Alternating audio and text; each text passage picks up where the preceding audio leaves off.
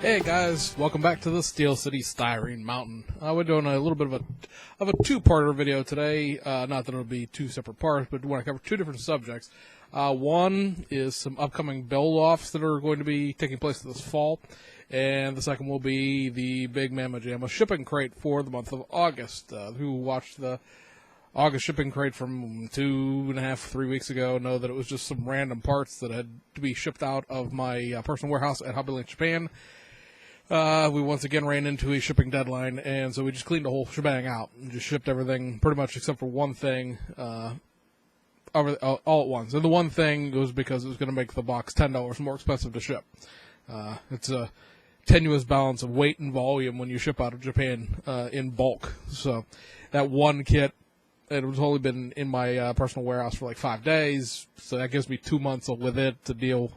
Although it may ship out again here relatively soon because some stuff has come in this week that we'll tell you about tomorrow on Friday that I would like to have here sooner than later. So, at any rate, the two build-offs that are going to come up, and there will be links in the description to the videos to both of these so that you guys can follow along for the people who aren't subscribed to the channels. First up, Tactical Jackalope, Texas Andy. You may recall we did the top speed build-off for him early this year, back in, well, I guess January through March. We built the McLaren.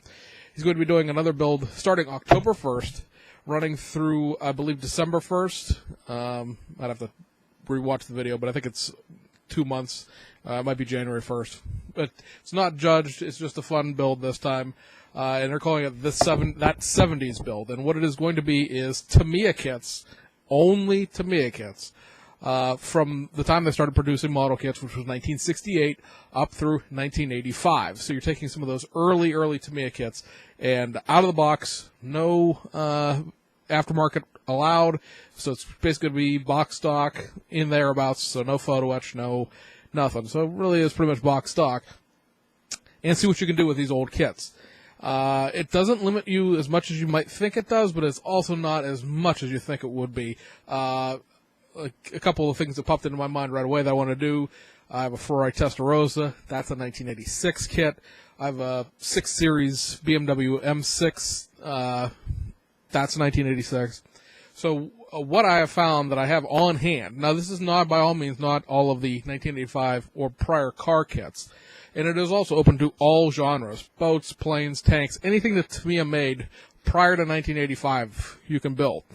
The four automotive kits that I have that are pre-1985 or are all right at 1985 by the copyrights on the boxes are the Toyota Celica 2000 GTR. This would have been the 4th gen Toyota Celica. Either or, actually 3 technically, I believe all 3 of the Mini Cooper kits that Tamiya did are prior to 1985 or are 1985. That would be the Austin Morris, the I can't think what the other, because there were 2 Mini Cooper companies technically made. It was Austin and something else. Crap. I need my Mini Cooper box from Revell because that had the option to build them both. But you know what I'm talking about. There's 2 different ones: a red car and a green car in the box art. Also, I believe that the Raleigh version of that Mini Cooper is prior to 1985. I don't have that, so I can't actually check that against references, but I believe that it is. So those 2 Mini Coopers are prior to 1985. The Lotus Super 7. Well, especially the big CL one, but the 124 CL kit, that is prior to 1985, as well as the, I guess it would be the 1st gen 300ZX. That is prior to 1985. So those are the 4 I have on hand. I'm probably going to build the Mini Cooper, more than likely, but I have to October to decide, so I'm going to think around with it a little bit more. The other build-off that's going to be coming up, also starting on October 1st, is Cliff's Cancer Awareness build. That's Roadhog Custom Garage. For the people who have followed me for the last year, at some point in the past, we've discussed the fact that my mother passed a year and a half ago now from cancer. So I was not in the community fully enough to really participate last year. I think he started in September last year.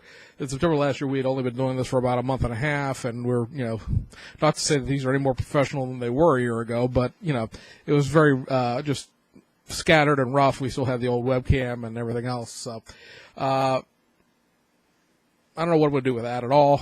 I think for cervical cancer, the colors on the ribbon are teal and white, which certainly suggests some sort of 1950s build. It has that feel to it. Got plenty of those type of kits laying around to build, so we'll poke around in the pile. I really need to finish reorganizing. I say that every video, and it hasn't gotten any further than what you see behind me here. But that certainly seems like it would be the more option. I mean, I could paint anything teal and white, I suppose, but teal being that sort of 50s color. I've got, a bunch of Tri-5 Chevys, and I've got some other 50s cars. So, we'll see what we come up with there. But those are the two builds that are coming up. And like I said, there will be links in the description to those videos. So, I'm going to spin the camera over here, and we're going to take a look at the shipping crate. So, hang tight. Okay, guys, so real quick, since I am digging around with stuff here, here are the 4 kits I just mentioned about the 70s Tamiya build. Your Toyota Celica 2000 GTR, your second gen, or it might be first gen 300ZX. I think this may have been the first 300ZX, because the second gen would have been the more round car that Tamiya did as both a twin turbo and a convertible. Austin and Morris. So I have the Morris one. The Austin one is the one that's in the red box art. And then the Lotus Super 7 Series 2. So these, all 4 of these kits actually are all 1985 kits. There's other stuff. A lot of the IMSA race cars that they did, the Mazdas, the Toyotas, and all those are all prior to 1985. There, like I said, there's 3 of these, the Morris, the Austin, and the rally car. Those are all 1985s.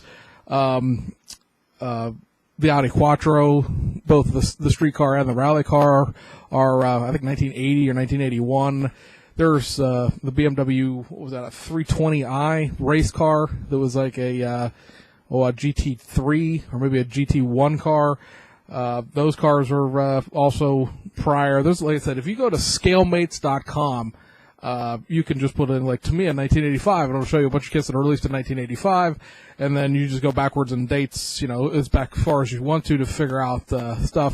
Of course, I guess the one option I have other than these 4, as far as a pre-1985 Tamiya kit, is the large-scale Porsche 935 that I have, that you guys who follow the channel for a long time know that I bought as a parts kit for $10, spent another $50 or so getting the body parts that I needed to it, because it didn't come with the body or the chassis. And now I have the complete kit, and that was pulled up back in 1977, so it's actually as old as I am. But anyway, so that's an idea there.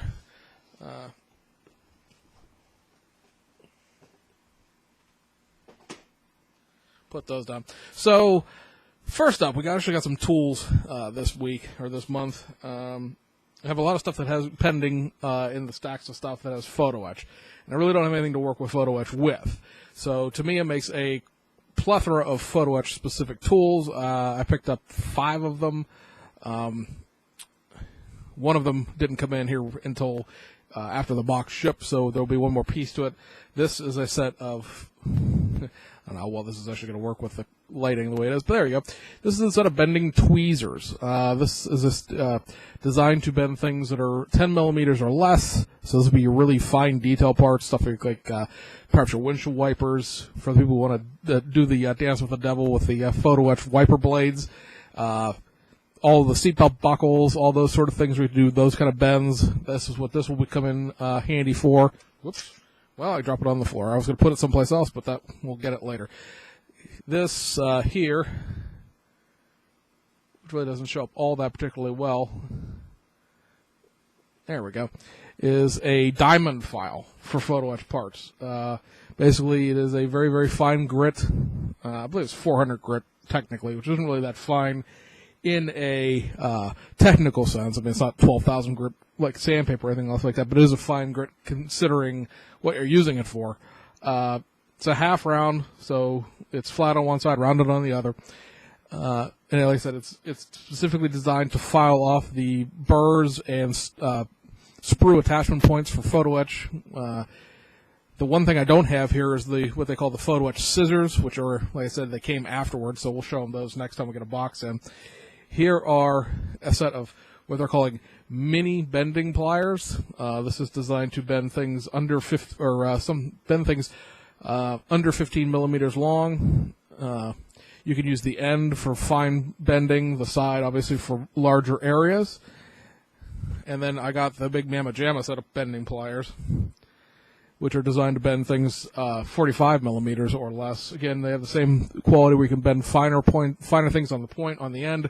And of course, it is a very large surface area there in the middle. Maybe why did you get these great big pliers? Well, if you really go into a lot of the race car kits that have situations where you have to bend radiator surrounds and fins and wings and all sorts of different pieces that can be photo etched, this really is what you need for that, because the surface areas are so much larger than they are for, say, a seatbelt buckle or a license plate tag or windshield wipers and all the rest of that stuff. So altogether, all 5 pieces are, I think, $50.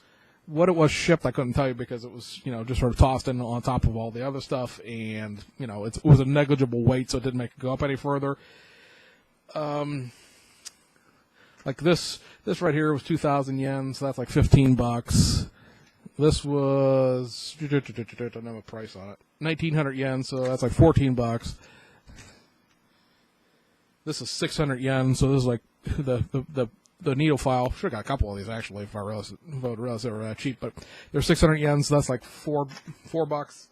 And the other thing's on the ground here, so I can kick it over to me. I know, it's riveting TV, right?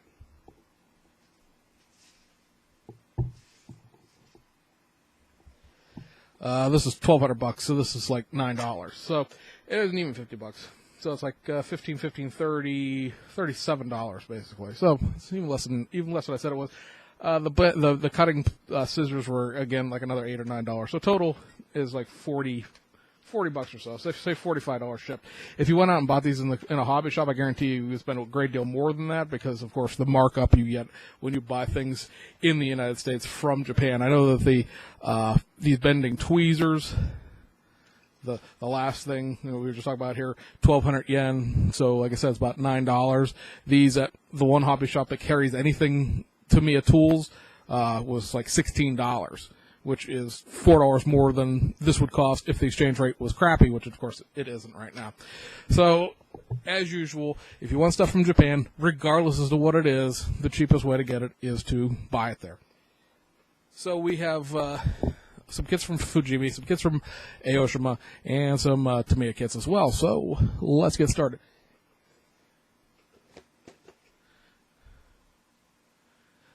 Up first, Porsche Cayman. This was just recently reissued. This is reissued both as the Cayman and the Cayman S. If you watch the staff report, none of these kits are going to be new to you because, of course, we cover everything week to week. Tune in every week.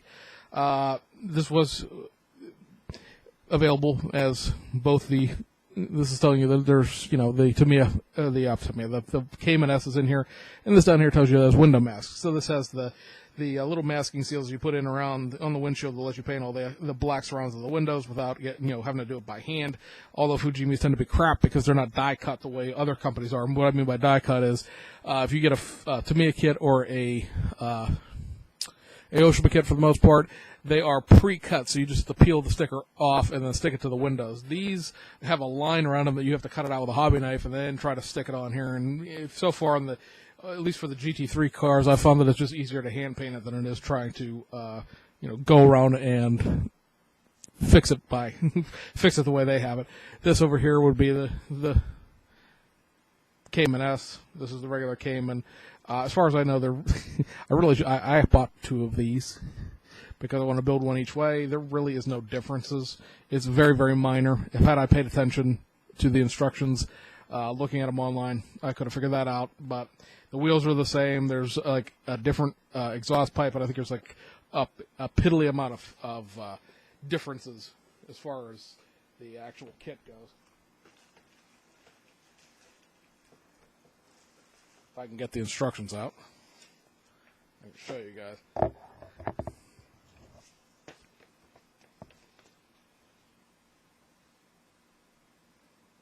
This is a curbside. It is not a full detail kit by any stretch of the imagination.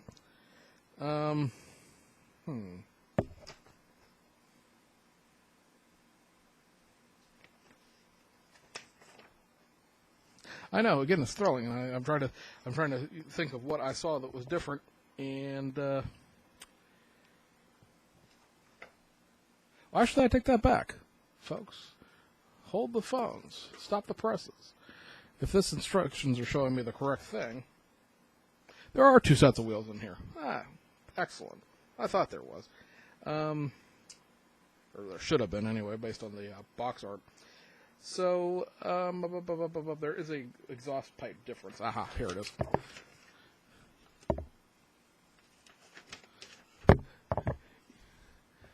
You see, right here, the exhaust tip is different depending on whether or not you want to build it as a Cayman or a Cayman S. I know it's sort of backlighting back through there, but there's like a single exhaust tip or a dual exhaust tip. And, as I was thinking the whole time, there are 2 sets of wheels with this. You have a set of more standardized Porsche wheels. I know this isn't going to focus because it's the bag and it hates me. But you also have this set of multi-spoke wheels. Now, which is supposed to go on which, I'd have to go look. But you only do, you obviously only get 1 set of tires for 2 sets of wheels. But then, these Porsche wheels do not have Porsche logos on them. Just straight out of the box, they are flat-faced where the Porsche logo goes. So they are just 5-spoke mags at that point. Neither of these also do not have Porsche logos on them either, so they are just multi-spoke aluminum wheels. They are staggered, at least this set is. I'm assuming both sets are, or else the tires wouldn't fit. Yep, they are. So they're staggered set. Looks like pearly patenzas in there. Here's your Cayman body, since I have it out. Ooh, fancy. Anyway, like I said, I got 2. I'm going to build 1 each way. It's nice to see that the reissue of this is in white, or at least the body is reissued in white, because when this kit originally came out as 2 different kits, because that's the selling point of these 2-in-1s that Fujimi's doing recently, is that the Cayman was molded in yellow and the Cayman S was molded in red. And so if you wanted to paint them different colors, you got into that horrible life conflict where, they were the 2 hardest pre-molded in colors to paint over. I mean, of course, it's possible, and any modeler with half a level of skill can pull it off. But it's just so much easier when you don't have to, if you know what I'm saying. So next up, reissue here. This was last out in the Toge series, but now it's been put out back in the inch-up box. This is just a regular run-of-the-mill R32 level Nissan Skyline GTS T. This is basically 1 step below a GTR. Obviously, various body style differences to keep the, to show this is not a GTR. This does come with window mats for the first time. Window mats, be that as it may for what they're worth. I had actually had one of these on pre-order, or back order, I should say, way back when, 2 years ago, almost now, when I bought a whole bunch of Nissan Skylines at one time, sort of fill in my collection of Nissan Skylines, and I had ordered the Toge version of this. It went out of production. They discontinued it in Japan. I had been following a bunch of them. They just were just a little bit more than I was willing to pay for them, and finally they reissued this. So you're talking about this being like a $16 model kit on the reissue as opposed to like $30 up front. I believe, but I'm not positive because I've not looked through most of this stuff.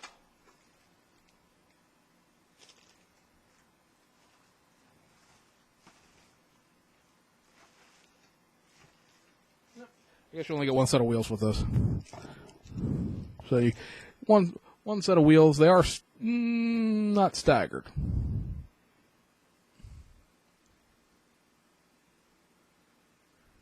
They're not quite Nismo wheels. They're actually factory stock GTS wheels, so there's nothing you really complain about there in terms of it being, oh, well, those, I wish it had better wheels. Well, that was what the wheels that it came with.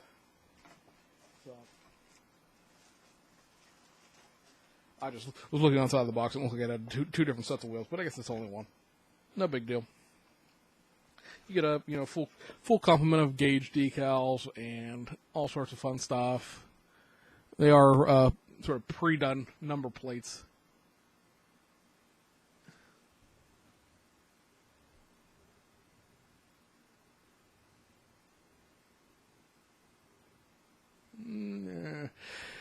Some kits will have these Japanese number plates where they numbers aren't there, and you're given a series of prefecture abbreviations or prefixes. I guess I should say prefecture prefixes. Say that 3 times fast, and you can make your own plates. But that, not one of them.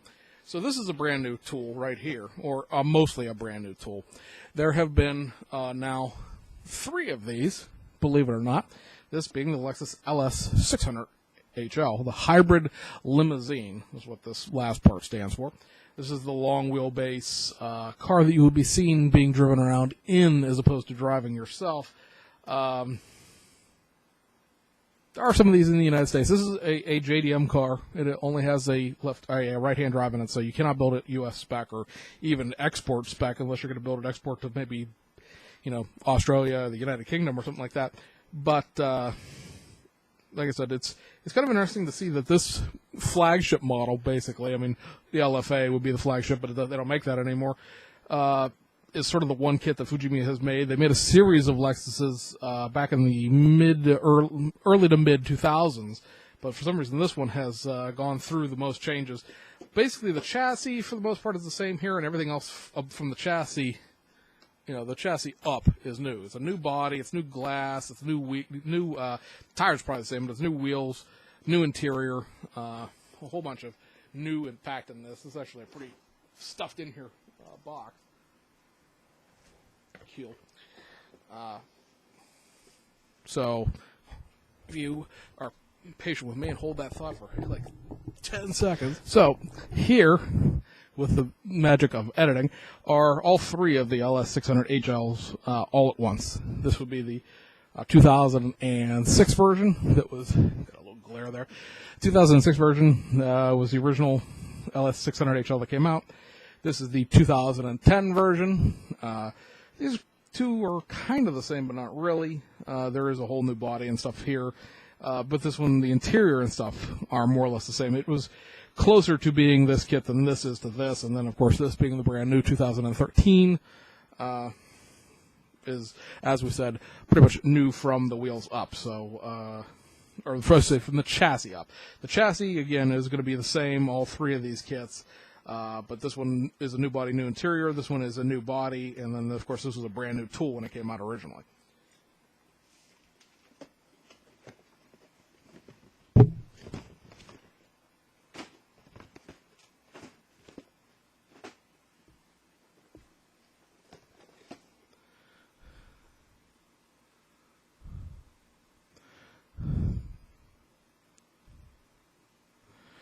Next up, the Nissan Cube. Yes, a Cube.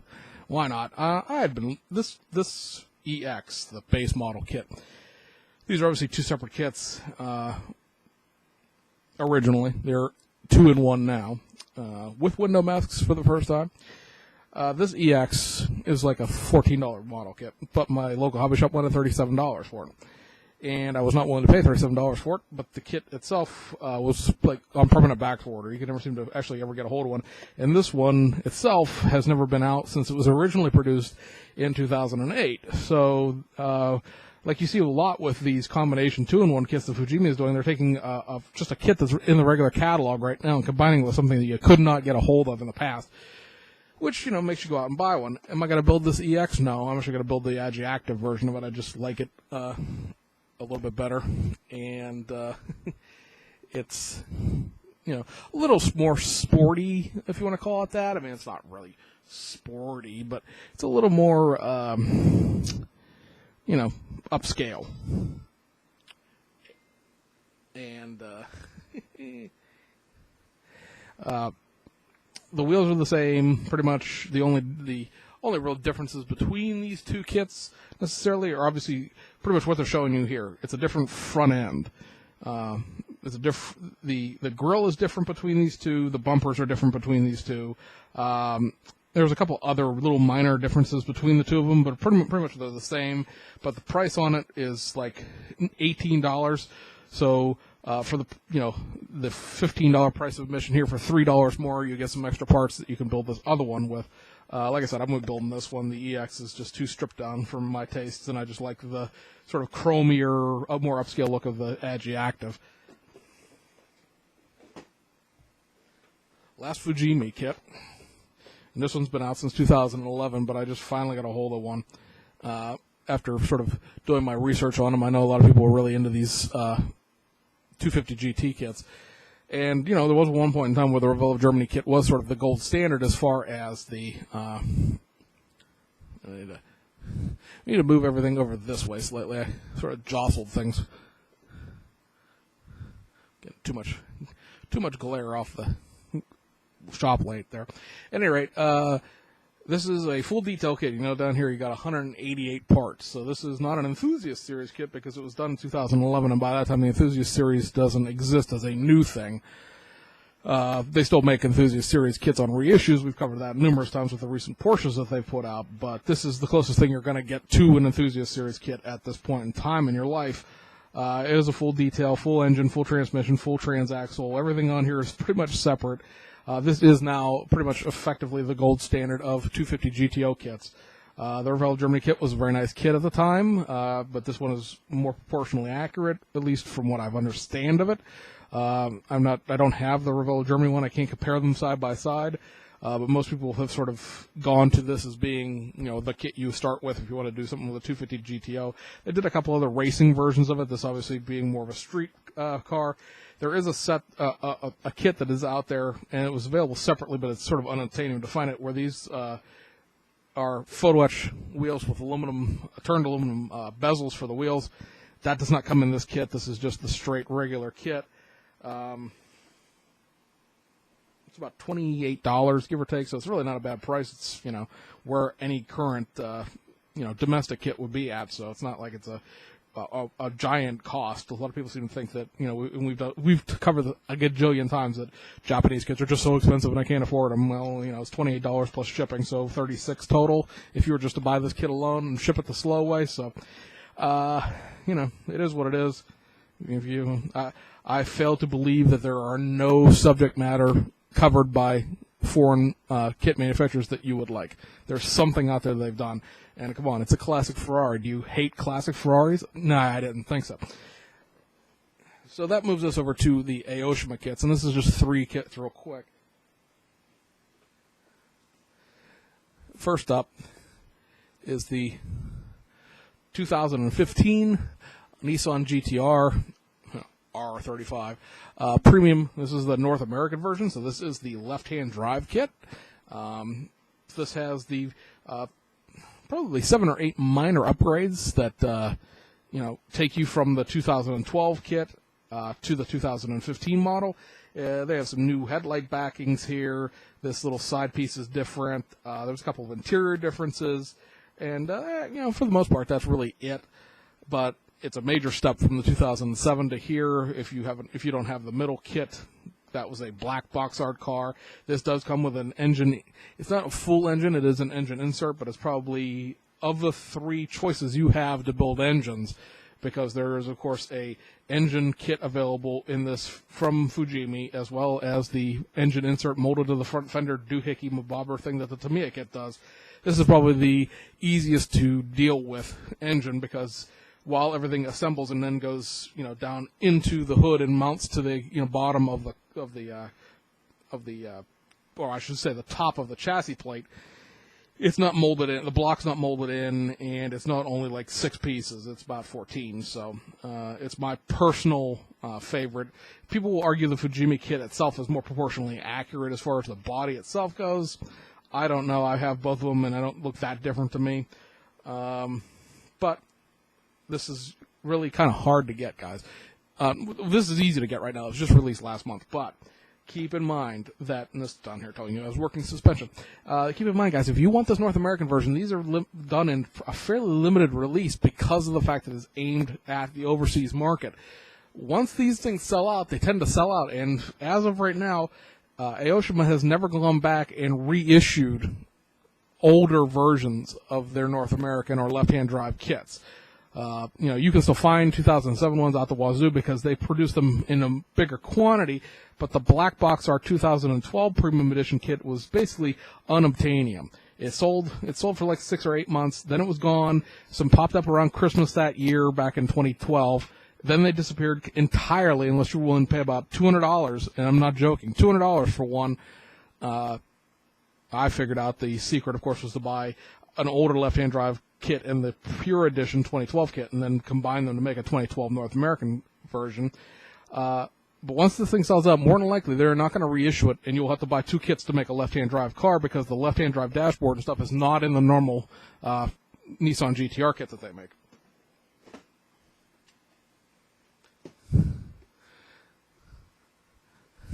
I know some guys out there were looking forward to this one. This is, of course, the fuel-injected version of the 1988 Lamborghini Countach 5000 Quattrofoglio. A bunch of differences here. We've talked about this kit infinitum. I don't feel like going over every single thing here. Obviously, the big differences here are you got the side strakes that are Testarossa-esque. There's a new interior platform. The interior itself's not that much different, but there were some differences enough that the actual platform, the pan, the tub, whatever you want to consider this, because it doesn't have sides, so it's not really a tub, but the platform is different. The engine cover is different. There's a bunch of different changes here. Obviously, most of them are involving the engine, which I'm not sure how well this will show up because it's kind of a tiny picture. But you've got the Bosch K-Tronic fuel-injected engine here, the engine cover itself. This is a new engine cover, the new side straight, and the new side straights there. What are we saying here? Doors. There are, as we talked about before, there is photo etch parts and metal stickers included. So this has the exact same content as the 5000 Quattrofoglio kit that we did a hour-long kit review of the other day. So just some new parts added to it to make it this newer version. This will probably more than likely be the last Countach, unless they decide to do a 25th anniversary one. I don't know if they'll ever do that or not. This is sort of a gap car in the sense that no one's ever made this specific car before. People have made LP400s, people have made 5000 Quattrofoglios, and this is sort of, like I said, with this, no one has ever made this fuel-injected engine version before, so this is a kit that if you are a very large Countach fan, you need to have, air quotes, because this has never been done before.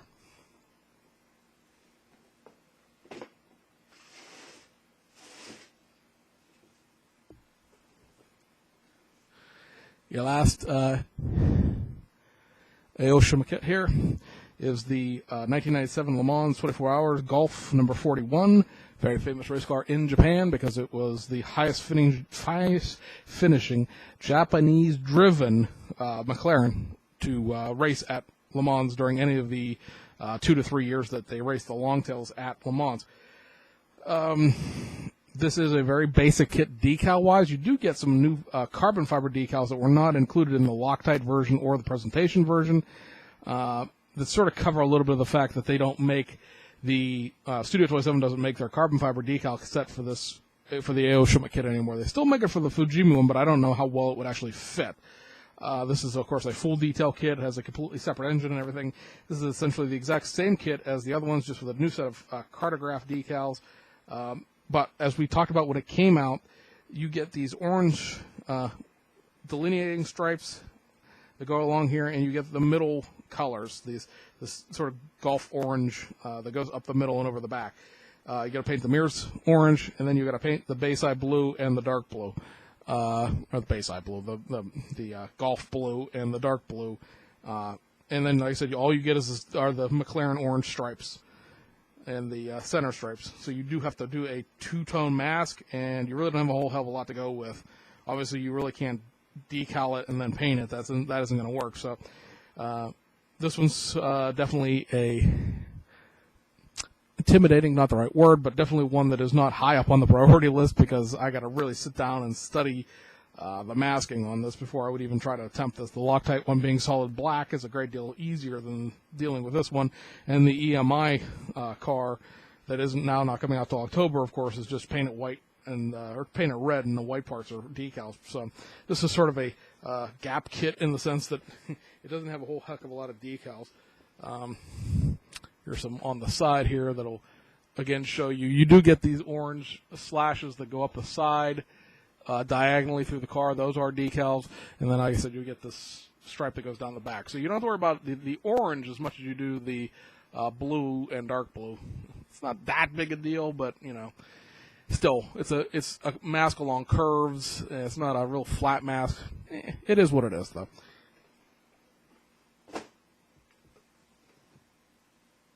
And then we have, lastly, some Tamiya kits. Some of these are not all that new, actually. Some of these are kind of old. Like this one. This is... this was kitted back in 1992, originally. This is the Mazda RX7 R1. Now, if you're wondering why, or how, or when, there are two versions of the, this is the FD3S RX7, as far as the generational thing goes. There's a car with this one, with the black car on the box art, and there's the red one that says Affini RX7 on it. The Affini one is the Japanese tuning house, which Mazda is actually in-house little dealership chain that they ran for a little while.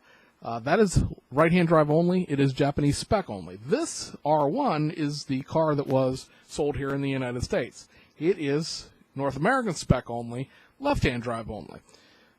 So it eliminates some things like sanding the side marker indicators off that you always have to do with a lot of their kits to turn them into North American spec. This does come with a full engine detail.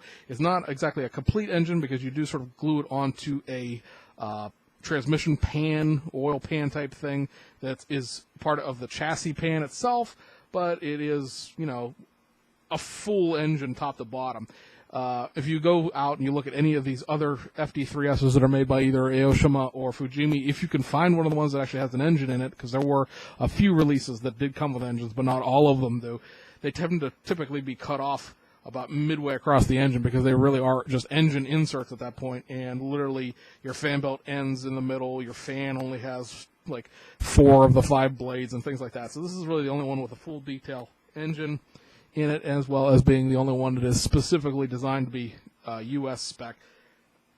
This thing is running like 17, 18 bucks, so it's not a lot there. You probably actually find these, at a hobby store, or not a hobby store because that's never a good option for Japanese kids, but you can probably find this at a hobby show for some people that don't want it anymore and pay less than that because, again, it's been out since '92, so it's not a hard kit to find necessarily, and then for some reason it doesn't seem to be a very popular kit. I think a lot of people got bothered by the fact that there wasn't a complete transmission in it. I don't know what you were going to do. People, I guess, thought they were going to pull this rotary out of here and put it into something else, and you can't quite really do that. But if you want to just build an RX-7, it's a good option.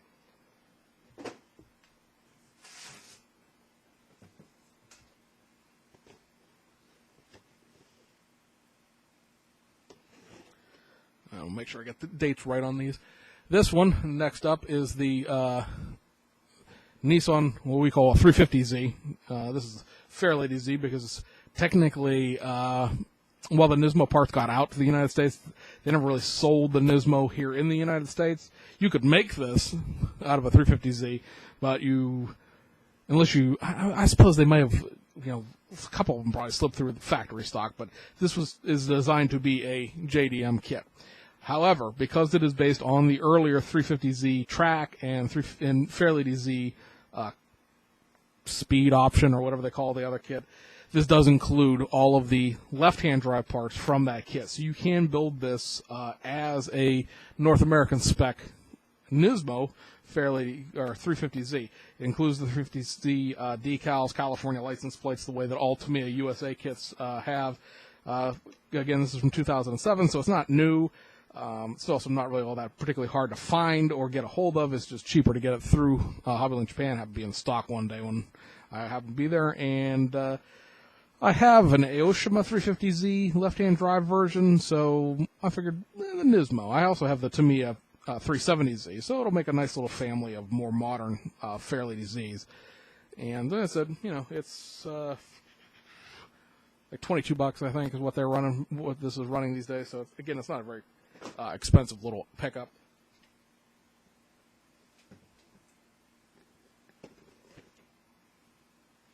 This is another 2007 tooling here. Now, you may recall if you watched the last shipping crate video, we bought photo etch for this kit and forgot to ship the kit itself. This is the 2006 Japan Super GT Lexus SC 430. There are 3 different versions of this: a mobile one, I can't think of what the second one is, and of course this is the Tom's open interface one. This was the champion car for 2006. This won the Super GT Championship that year. It is, as far as I'm concerned, the easiest set of decals that you can get out there, because you paint this thing aluminum, and there's like one spot like up in here that you have to paint red in itself, because there aren't decals that go up over the corner here. But like this is all decal. I should say this is all decal. This down here, the bottom, you have to paint the bottom red, and then decals do everything else. So it's really a fairly basic masking scheme. You know, this not being that big of a deal as far as I'm concerned, to just paint this little bit down here in red. And then even, you know, if you goof it up, there's all of these sponsors and this gold line here. So, you know, if you happen to edge a little rough, it's going to cover it up and you don't have to worry about it as much. This is not a full detail kit. These are curbsides. These are much like the McLaren Mercedes, the Mercedes-Benz SLR McLarens. I believe also the more current R35-based Nissan GTR Super GT kits, where this has a metal chassis plate to give it some little heft and give it a little more stability, because of the fact that this is kind of a flimsy car itself. So, as I said, it gives a little bit of a oomph to it. Does it make it a die-cast? I've heard that argument, but I don't really believe in it a whole heck of a lot. You got a lot of good reference photos of the actual car on the side here. It's a full, you know, aside from not having an actual engine in it, it is full, you know, full detail beyond that. And this is what I'm talking about right here. You get this this metal insert, they're calling it, but it's a chassis pan basically. You know, you build up the chassis, and a lot of it either screws to or just glues to this metal pan, and you know, it goes from there.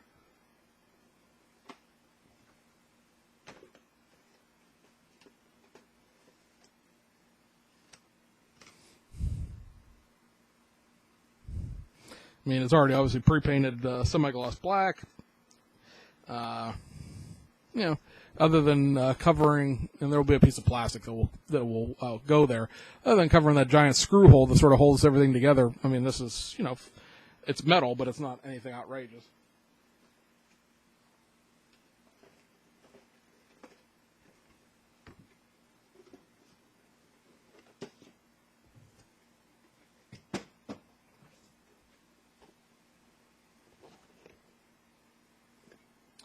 And then, this is a really cool piece as far as I'm concerned.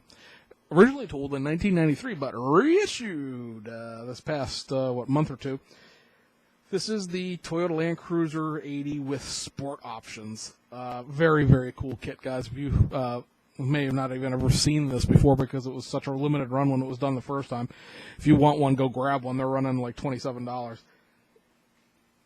Yeah, $27, give or take. You get a completely different set of wheels and tires to this than you do in the regular Land Cruiser kit that also was done in '93. It has sort of a gray and red two-tone to it. Different set of wheels, different set of tires. Obviously, you get this gigantic Texas push bumper style thing here.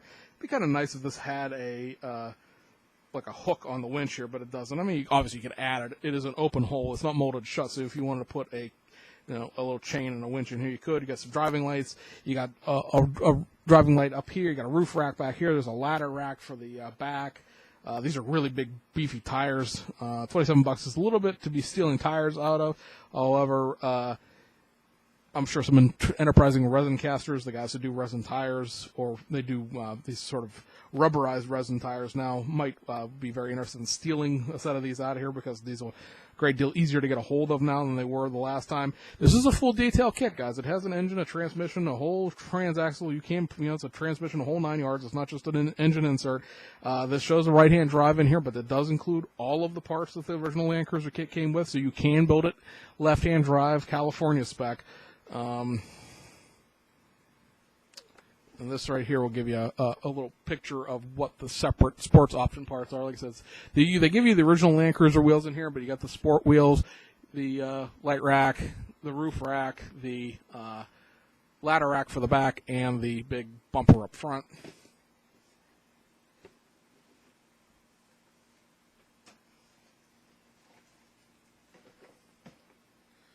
And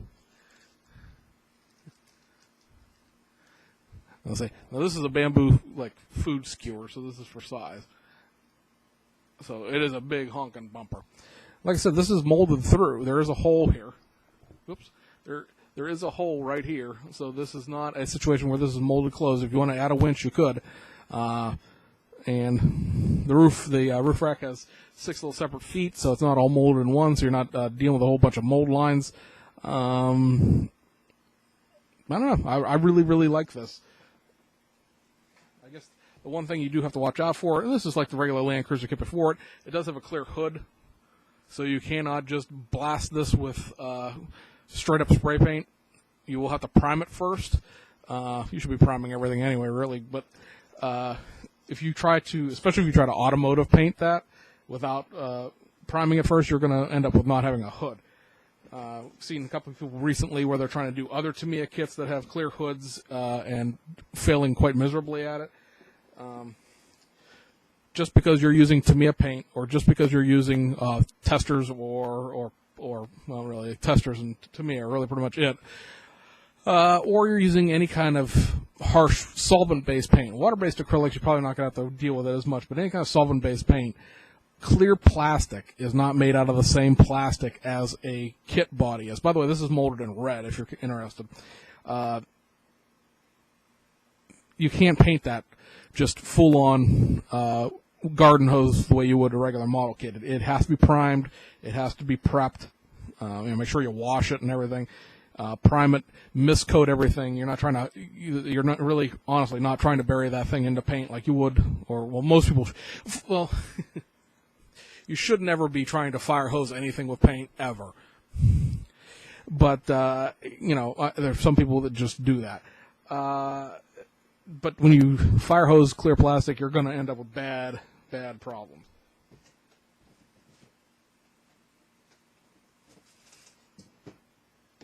And then last but not least, and this is the new tool Tamiya kit that a lot of people were sort of waiting on. We've seen some enterprising Japanese builders, actually. You think they'd be the most sacrilege about this, but they're not. Turn this into a hot rod. I know a lot of people that here in the States wanted to turn this into a hot rod because it sort of looks like a Chrysler Airflow. But quite a few enterprising Japanese builders have been hot rodding it as well. This is being the Toyota, notice the Y and the D there, not a T, Toyota Model AA. This is a 1936. This was the first car that Toyota ever made. It's a neat little kit. I have taken a peek inside of a different one, not this one, because I've seen one inside, so I haven't bothered to really deal with this too much. You do get a driver figure with this, which it doesn't really say anywhere. These were available in 3 colors. And there's a driver figure right there and behind there, but it doesn't really say unless you can read the small writing up here. It came in black. It came in this really cool dark blue. And then it came in this sort of, baby puke beige color. That they, let's see, what are they calling it? The Hazakura. Is what this color combination is called, and it is 4 parts white to 1 part brown. So it's sort of a beigey, creamy color. Oh my goodness! But there is, of course, a little bit of controversy about this, about the fact that all of the chassis parts and some of the interior parts are molded in perhaps ABS plastic rather than regular styrene. I have not actually tested that theory out. It does say in the instructions to use Tamiya cement for ABS plastic for the chassis and some of the interior pieces. But of course, there are some things like the light surrounds that are on the chassis tree that would have to then glue to the polystyrene body, and I don't know what you would use to glue the two things together other than like super glue. So obviously my plan is to get out just your regular Tamiya cement, not the extra thin stuff, because that isn't going to work for big chunky suspension pieces. That's more for fine detail work, and try to glue some stuff together with it on the chassis and see if it sticks. And if it doesn't, well, then we're going to have to go find us some ABS cement or just use super glue, or of course 5-minute epoxy would work too. But it's kind of odd that they're using that type of plastic in here. I don't believe I've ever seen them mix plastic together like that before. If you can't find it online, hobby shop that does work in RC should carry it, because obviously ABS plastic is more of a high impact plastic and is what a lot of the parts in your RC cars are made out of. And so, guys, we're almost an hour. That took longer than I thought it would. At any rate, hope you enjoyed it. If you want to see any of these kits reviewed, leave a comment down in the comment section and let me know what you want to see a review of. Hopefully it won't be an hour, because I'll be able to set up a little bit better, knowing what you want to see ahead of time rather than it being sort of a half-thought-out response video. And we'll go from there. And until we see you, well, probably tomorrow, we'll see you guys on the other side.